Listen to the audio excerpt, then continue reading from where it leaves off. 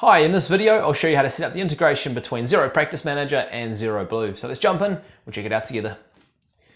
Right, to set up the integration, you're going to go to Business, then down to Settings, and then down to Xero. And you'll arrive at a screen that looks similar to this, but it may just say Connect with Xero. I have just disconnected my one to show you how it looks, but you may not see this Delete Xero Settings button.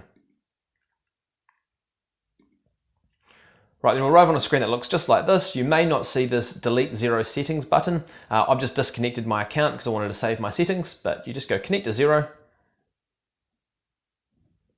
Select the organization. Hit Next. So at the top here we have our income account and our cost of sales account. Now these are our default accounts if we forget to apply a job category to one of our jobs. So we have our job categories that have revenue streams associated with them. So when we invoice, it will look at the revenue stream on that job category and apply that when the invoice is populated in Xero. But if we forget to put a job category on it, this is where the revenue is going to land. So just have a think about those. You may want to put a default account there, or maybe an account that says unallocated revenue. Then you need to look into it further, but that's what those are there. For clients and suppliers, you want to choose every time a client or supplier details are updated, make sure that's checked. And you ideally want to leave this one unchecked because then we can create issues between conflicts between Xero Practice Manager and Xero Blue around the contact information. So best to leave that one unchecked. Export invoices as draft. The invoice number sequence, we recommend Xero here. That means you're going to have a consistent number format with Xero. So you want to make sure include invoice description is checked, and you want job or miscellaneous invoice totals. The difference between the top box, job or miscellaneous invoice total, and individual tasks and costs is if we send an invoice and we have multiple tasks and costs, it's going to break down the tasks and costs on that invoice that gets sent through to Xero. If we choose the top box here, it's going to take the invoice description plus the fields that we have showing in here.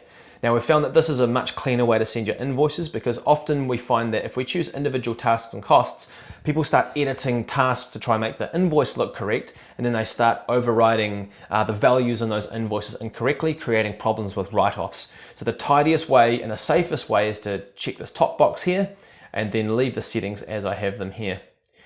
Now under invoice payments, you want to automatically import payments from Xero. Check that box on, check that box on, uncheck that one.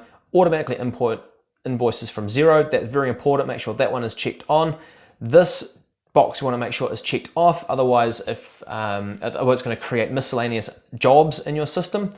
And then for all invoices. So basically everything I've set up here, make sure it's identical. Don't stray away from what I've done here, and the system will be set up correctly. Once you've done that, hit save and your integration will all be set up. So that's how you set up your integration between Xero Practice Manager and Xero Blue. It's important to not stray away from what I have just showed you. Set that up exactly as I have and you won't find that you have problems down the track. So I hope that was useful, and I'll see you in the next video.